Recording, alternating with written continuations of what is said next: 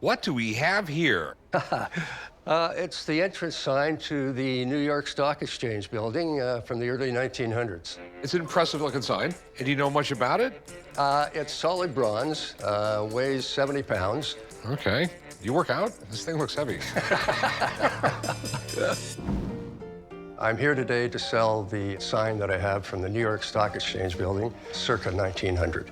It weighs 70 pounds and it's solid bronze, and it measures 3 feet wide by 1.5 feet high by 1 inch thick. I bought this at an estate auction, and when I saw it, I really wanted it. I'd like to get $100,000 for this sign. If I can make a sale today, I'd like to help my twin granddaughters go to college. New York Stock Exchange is the second stock exchange. The first stock exchange was in Philadelphia. That was the curbstone exchange because they literally were on a street and there was one guy calling out the stocks who was standing on a curbstone. And that, my understanding, that's sort of eventually melded into the American Stock Exchange. The American Stock Exchange, the New York Stock Exchange, those two stock exchanges literally built America. So where did you get this? I bought it from an estate auction from a longtime fine arts collector about 12 years ago. Okay. How much you want for it? 100,000. All right. And you have no paperwork or anything else like that with it? No, nothing. There was no COA that came with it or anything like that. Okay. Well, I hate to tell you this. I don't think this was at the New York Stock Exchange. It says Stock Exchange Building. It's a misprint. Wow. I didn't even, I've never saw that. And we don't have the part of the G broke off. That is an actual C there. You can see the way they made this G right here. It goes up like that. There's a C. Someone made this and they had to throw it out. The casting is all wrong. Well, that shocks me. Someone bought it as a curiosity, or someone bought it without realizing it was a misprint and was never on the building. Like myself. I'm sorry about that. I mean, but I appreciate you making me laugh. Have a good one. Thank you. If Chum was in charge of my signage, it would probably be the Golden Sliver shop. Hey, how can I help you? Hey, how you doing? Pretty good. I got this today. A signed Babe Ruth. Babe Ruth was the greatest ever. Not the greatest. Ty Cobb was the best baseball player ever. Joe DiMaggio. No, Ty Cobb. DiMaggio. Over 10 years, batting over 400. I get nothing for that. I've come down to the pawn shop today to sell my signed photograph of Babe Ruth. It's worth lots of money. I'm hoping to sell it today for $7,000, but I would take as little as $5,500. Where in the world did you get this? 20 years ago, I was asked to remove boxes from an old lady's home, and before I tossed them in the dumpster, I opened them up, and I found that. All right. Babe Ruth, he's probably the most famous baseball player of all time. There's the legend that he said, I'm going to hit a home run. I'm going to point to where I'm going to hit it. It sort of looked like he pointed to left field and then hit the ball out there. But there's really no proof or anything like that, but it's a great legend. Sure is, yeah. He had some heartburn with Boston. When Boston traded him, that's what caused the curse of the Bambino. Babe Ruth started his professional baseball career in 1914, and in his 21 years in the majors, he set all kinds of records. First to hit 60 home runs in a season, 714 career homers. He's got records people are still trying to break. It's not really a baseball card, it's just sort of like a photograph. It says from Babe Ruth to Eleanor Ruth Dobson. Do you know who that is? She came up as a vaudeville actress in the era where he played in baseball. We have Babe Ruth in one ink, and this down here in another ink, which throws up red flags, Sure. you know what I mean? I never noticed that. Have you ever had the signature checked out? No. It's gotta be one of the most forged signatures of all time. When it comes to sports autographs, it doesn't get better than Babe Ruth. So you have to get something like this checked out by a pro. Let me get someone down here to check the signature out. If everything checks out, we'll try and figure out a price. All right, sounds like a deal. Appreciate it. I'm a little bit nervous because of the two different pens being used, and I'm hoping that at least Babe Ruth is real. Hey, Drew, how's it going? Good. Good to see you, Rick. Well, Babe Ruth. The guys call me in when they have specific problems with autograph memorabilia, and I'm the guy for the job. You know, he had a great history. Basically grew up in a boys' school, mainly because he was so unruly, his parents couldn't handle him, you know. I think he was drafted when he was 16 or 17 years old. He had to be adopted to get into the league.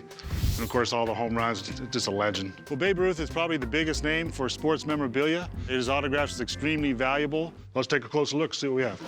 There's certain areas of Babe Ruth's signature that he always does. It's very consistent, and those are the things you have to look for. We can see that there's a different ink being used for the word from, and also the inscription at the bottom.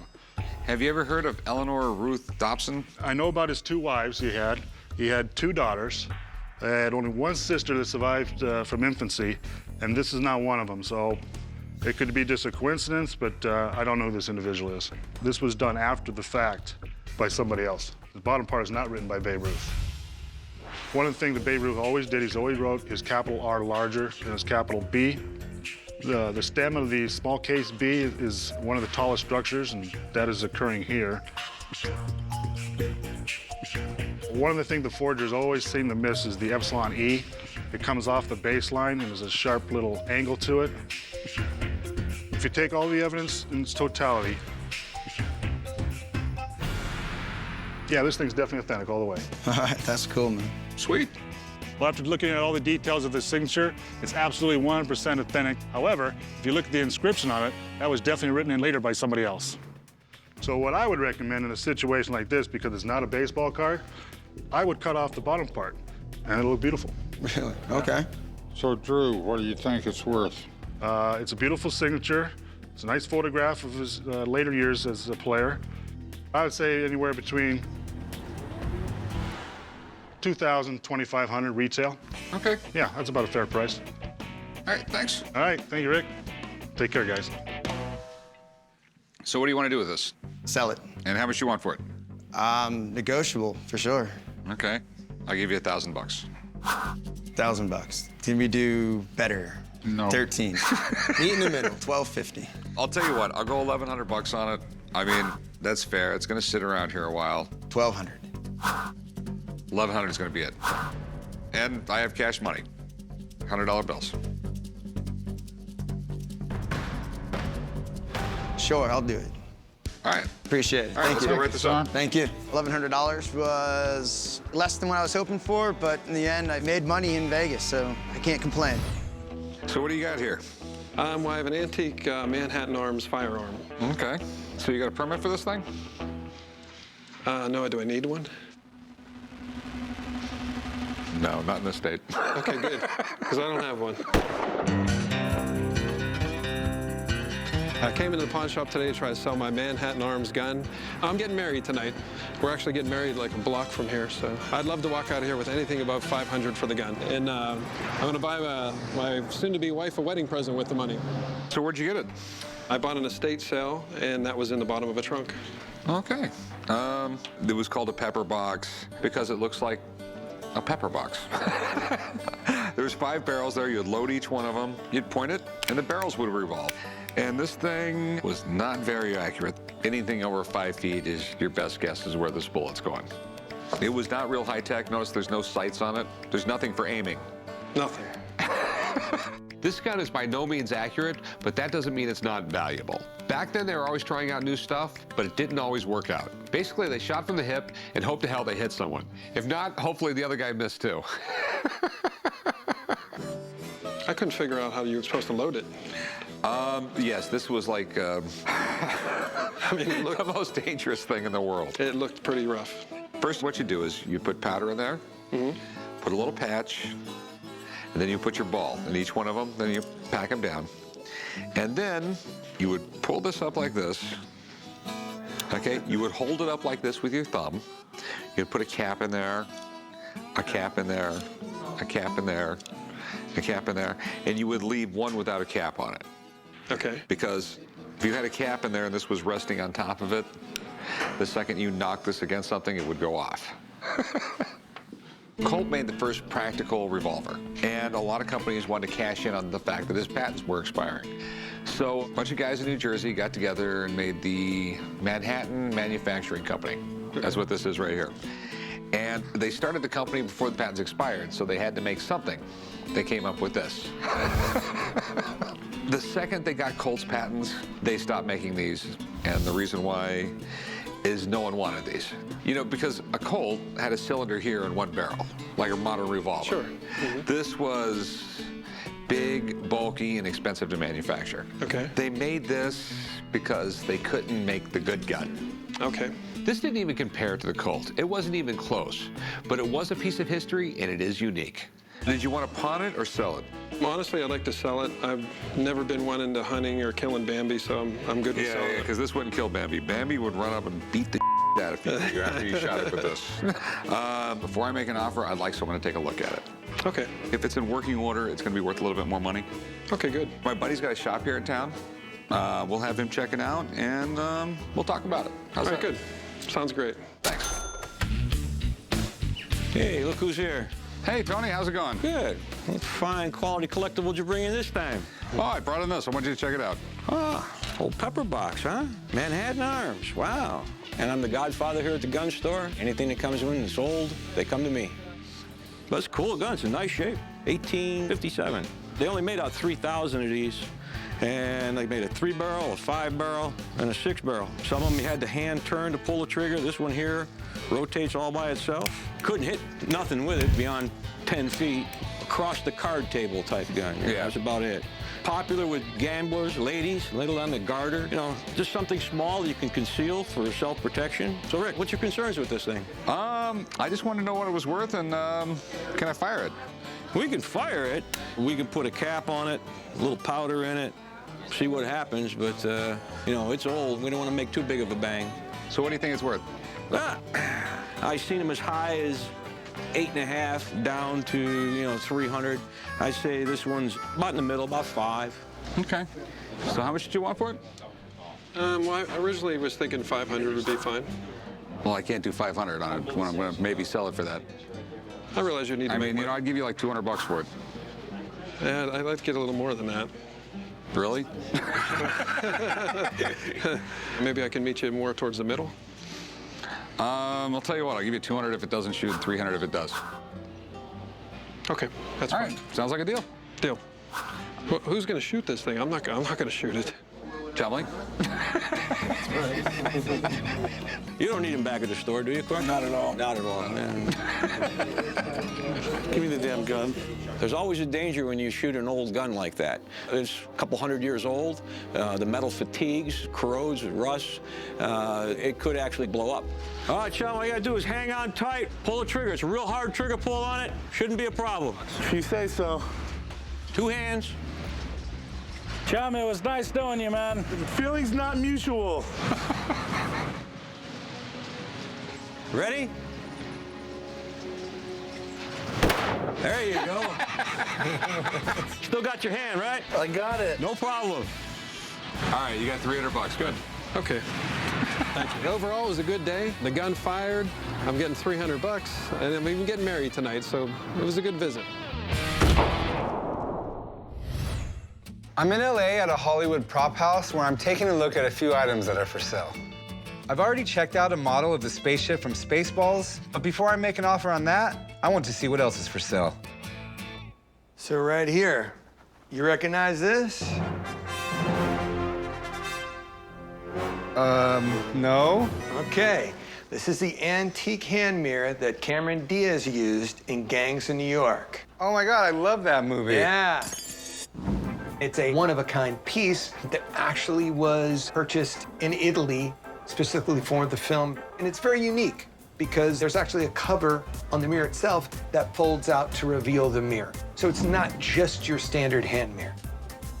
This is pretty cool, man. Gangs in New York, classic movie, one of my favorite movies.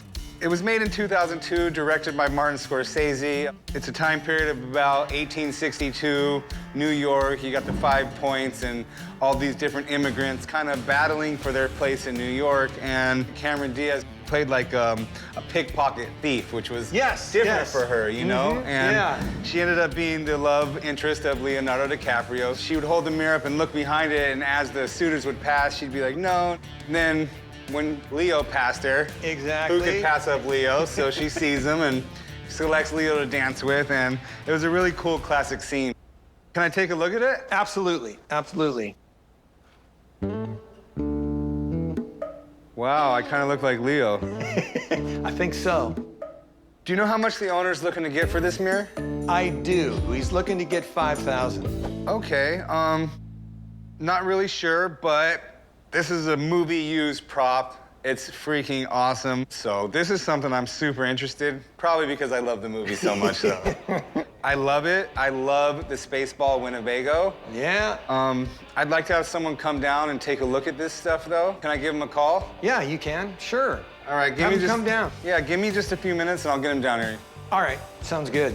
Now, I know most all the prop masters in town, even prop masters out of town. So I'm just curious to see who Chum's gonna bring in to authenticate these items. It'll be interesting. So you guys know each other, I'm taking it? Yeah, see, Dennis was one of the founding members of this prop house. It's the reason I'm working here today. He was the prop master on both of these. I haven't seen these in a long time. So what can you tell me about these? This is a one of a kind. The only other model that was built was made from this style and used in the actual film. Is that the same size as this one, or would it have been a little bigger? That was larger. Okay, so there's only 2 models out there, and this is the actual prototype, pretty much, is what you're telling me? This is where it started. What kind of value can you put on this? I would say this would be worth a minimum of $12,000. Okay. As cool as this is, I mean, the mirror to me is really, really cool as well. Gangs in New York, classic movie. Cameron Diaz actually held this in her hand on the screen. Absolutely. What can you tell me about this mirror? Well, I found the mirror in Rome, and my original idea with this, that if he didn't like this one, I was going to give it to my wife. And naturally, Marty picked this mirror. I've got a photo here that is from the film with Cameron using the mirror. It shows that it's the exact one that you have here. Most of the time, the mirror in the shot was seen from the back because they wanted to see Cameron's beautiful face. So all of this wood graining and everything like that is exactly the same. The beautiful, talented Cameron Diaz. So what kind of value can you put on the mirror here? It's probably worth around $5,000. Okay. So we've got a $12,000 value on the Winnebago from Spaceballs. Yes. And a $5,000 value on the prop mirror from Gangs of New York. Well, I appreciate you coming down. You're welcome. And I'm sure I'll be calling you in the future. Okay. Thank you. Bye-bye. Thanks, See you, Dennis. Marty. Yeah, it's good to see you. Well, loved what he had to say about both of these items. I don't know if I can purchase them both today. I think on the Winnebago, I'm gonna pass. I mean, Okay. It's really, really cool, but I absolutely love the mirror, and I don't want to leave here without Because it. you looked like Leo when you looked in it, isn't it? Isn't it? I mean, I Come think I on. look like Leo in any mirror, but this one's just a little more. What's the bottom dollar on the mirror? Would you take $1,700 for it? I know the guy wants 5,000, so yeah, that's not gonna cut it. You gotta give me a little more. Would you take $2,200 for it? How about we do 35? How about $2,500, and then you can go home knowing that you made me happy because I get to look like Leo every day. Yeah, I can live with 2,500. 2,500, you got it. All right, let me just make sure I still look like Leo before I spend $2,500. All right. You're sexy. I'll take it. Should we go downstairs and get your guy over here so we can get him paid? Yeah, absolutely. I would like that, man. For $2,500, yeah. I think he's gonna be happy with that. So I'm happy. If he's gonna be, I'm happy. Works out. What do we have here? Got an old fire logbook here from FDNY. New York City Fire Department? New York City Fire Department, yeah. Engine 48, which is out in the Bronx, and it's from 1913. Okay, 1913, all right. Definitely a different world. Those early volunteer fire departments, some of them would actually show up and demand money before they put out the fire. I came to the pawn shop today to try to sell my vintage 1913 FDNY fire logbook. I work as a fireman, and when I graduated the academy, it was given to me as a gift. My collection's pretty full right now, and I kind of need to thin it out a little bit. These fire logs are actually pretty standard in the fire service. It's just pretty much a record of the whole entire day's events, from fires to entries in here talking about they got 5 bushels of hay for the horses. Yeah, back then it wasn't a fire truck going there. It was a horse-drawn steam pumper, like a carriage with a big steam engine on the back of it that pumped water that they brought with them. The New York Fire Department's roots go all the way back to the 1600s, when it was still New Amsterdam. The first firefighters were called prowlers because they would roam around the city looking for fires to fight. Fires have been a scary thing ever since cities were invented. A lot of the firefighting was about containing the fire and not as much as putting it out, because they couldn't take as much water with them. Can you imagine just fighting a fire nowadays with just a few hundred gallons of water? Yeah. In the logbook, they talk about hook and ladder 37. What they were they're pretty much the trucks. No water on them, but they carried a lot of ladders and a lot of hooks. They used to have big steel rings on these houses, and they could actually hook up to that one steel ring, hook them to a horse-drawn carriage, and then actually collapse the house down. I mean, if you can tear the building down into the street instead of it falling onto the other buildings, less chance of the fire spreading. And that was the big fear, that the whole city would go up in flames. These logbooks are an amazing window into the life of a firefighter 100 years ago. But the people who collect firefighting memorabilia want something they can hang on a wall. So this is a much tougher sell. What do you want to do with it? I was hoping to sell it. Okay. From a historical standpoint, it's neat, it's interesting. From a monetary value, it's not going to bring the money as something that's visual. I mean, wouldn't you rather have a 1913 fire extinguisher and you can display it on a shelf somewhere, as opposed to, what's that? What's a book? Yeah, but this is from New York, though. FDNY is pretty cool and pretty neat. I'll give you that. But how many fire stations are there in New York? Close to 200. Okay, and each one of these have at least 1,000 of these logs. It's a question of supply and demand. I could be wrong, but it's not for me. Good luck with it. Thank you very much. Appreciate it. On a historic level, I think this logbook is pretty damn cool. But unfortunately, I don't think it's worth that much. And in general, if my offer is going to be a lot less than what the customer's expecting, I'd just rather pass than insult them.